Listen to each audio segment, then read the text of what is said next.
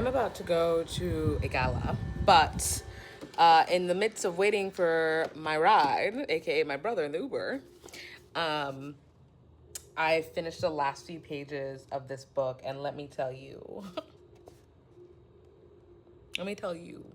heated rivalry. Right, Miss Rachel Reed, you did that. You did that. You absolutely did that. This book is crazy. And the show somehow is even crazier.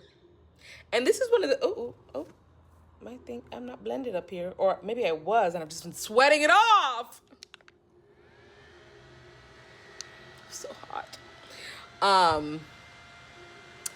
I will have to finish this at a later date. But the first thought I want to get out is that this is one of the few times that the show is on par with the read.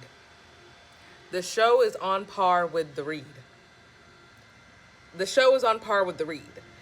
I actually watched the show first, and it was so good that I said, I gotta get into the book. Give me that book. I need a book.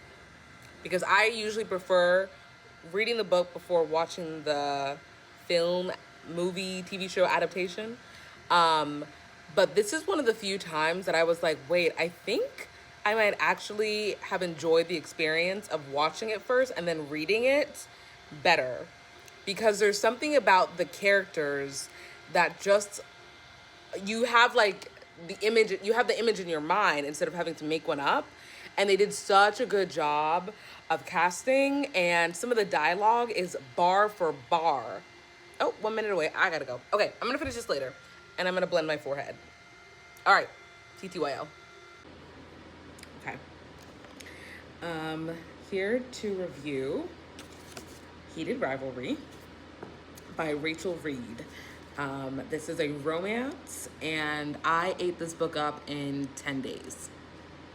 I started it on August 4th, and I finished it by August 14th. There's a moment in there that I read the book for maybe 3 hours. I was just in bed. I couldn't stop.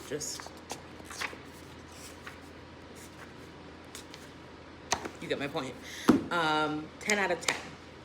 I had given it a 9 originally, and then I thought about it, and I said, but why is this not a 10? It's a 10. You know, sometimes I find myself a little hesitant to give something a 10, but sometimes the thing is just a 10. It's a 10 out of 10. And let's normalize giving romance books 10s out of 10s. It doesn't have to be this really like provocative, deep sci-fi fantasy drama for it to be a straight banger. 10s across the board. Here's my review. God, this was good. I'm not even an enemies to lovers trope girl, but this was fantastic.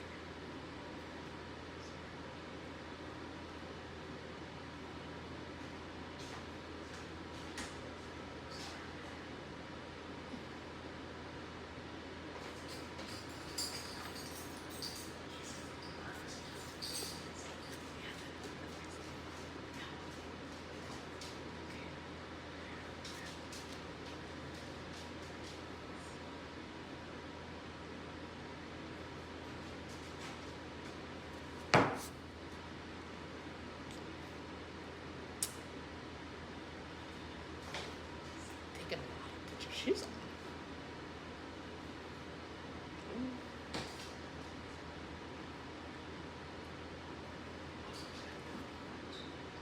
Sorry. Just a couple of minutes. I'll be down there. I'll meet you down there. There were literally no other dogs there, Evan. They're cooking burgers. Okay, love me. You see, I got them all excited. Jesus Christ. Where was I? I'm gonna start from the beginning. Okay. God, this was good. I'm not even an enemies to lovers trope girl, but this was fantastic. Ilya and Shane, the lovers I never knew I needed in my life. This was such an interesting experience because I started with the show and was immediately locked in and then bought the book hours later. And this is true. When I went into the book, I was surprised to find that they were comparable experiences. In fact, it was fun to visualize the scenes in my head through the show. I love Shane and Ilya together. Ordinarily, I can't stand the argumentative, bickering, and even name-calling of an enemies to lover story. I like my love stories lovey-dovey, okay? I want y'all to be in love. I want you to be sweet and kind and sensitive and falling in love. I can't stand, I'm yelling at you, you're yelling at me, I'm calling you, the B word. It's not that. May that love never find me. May that love never find me. I like my love stories lovey-dovey, but I think the two of them being not just men, but testosterone-fueled, world-class elite hockey players smoothed everything out. Like, what do you mean you're fighting on and off the court and nobody knows? Both characters felt very fleshed out to me. Shane's anxious, where is my reflection? Because that's what he felt like to me. It felt like he was, where is my reflection? Who I am inside. Like, it felt like he didn't know who he was inside. So Shane's anxious, where is my reflection? Or is it, what is my reflection? Where is my reflection? Straight edge trepidation paired with Ilya's cocky, sad boy suaveness was such a delightful pairing. The two of them together was hot. Okay, this book is slightly pornographic. Slightly, it is pornographic. It's very hot, very sad. Okay, he's telling me that they were packing up the barbecue, so he'll be back soon. Sorry, friend. Let me tell him though. Tell them that we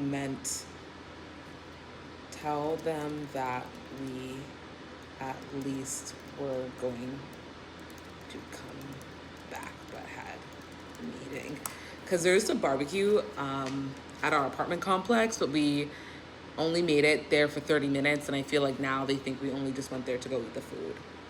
And like, I don't want that to be our reputation. Warning, this book is pornographic. It's very, very, very spicy. Like, I'm throwing my book, I'm screaming, I'm shrieking, I'm putting down the book every chapter. I can't finish it, but I need more. I loved it. It's a must read. It's a must read. Can't wait to finish the show. I really can't wait to finish the show. So, I mean, it was good. And not only that, you know what else? It was funny. It was really funny. I was laughing out loud. Where is a scene that I was laughing out loud? Rachel Reed actually had me laughing, giggling to myself. Oh my God, this is one. Plus, Ilya hated this guy. He hated his pretty boy face and his perfect GD English and his perfect GD French and his loving parents and his polite little manners and his $1 million smile. He hated how serious he was, how earnest. He was everything the league wanted from their stars. Ilya kissed his dumb mouth and swallowed his stupid little sighs and felt his annoying fingers in his hair. He pulled back so he could look at his horrible face with its ridiculous freckles.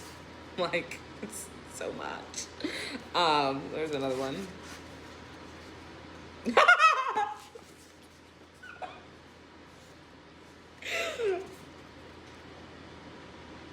I'm just gonna let y'all read it. Because why would you say that? Can you see that?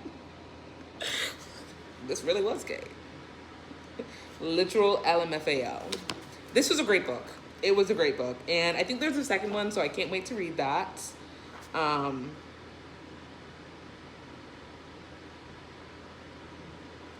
There was another one too where Ilya was wearing some shirt and Shane was like, oh, here it is. Ilya was wearing a Boston Bears t-shirt. Shane made a face. That's not going to help. Oh, do they not know I play for Boston? He's just such a he's got a smart mouth. It was so good.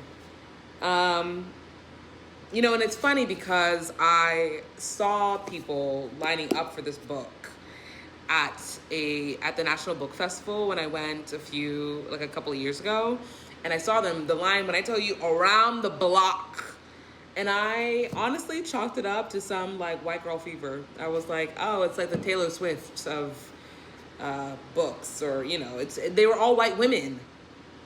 All the people in line were white women, so I was like, I think it's for the white girls. But this book is for everybody. This book is for everybody. And I've never even really been a, like, two men, homosexual men, romance girly. But this, I want more. I want more. Which reminds me to do the Song of Achilles next. Oh, you did not come back with... You did not. He gave you the whole thing of burgers? Jesus Christ. So they were packed earlier. No, I'm not done. But now I am. I see. They're like packed. Oh my God. And I'm like, fuck, that's why I texted you. No, I know. And I told you to tell them that we were always going to come back and we didn't just come down. It's just I feel it's a very like big back behavior to be like, we came down for. I'm a big back. But then. I gotta go. Man, they were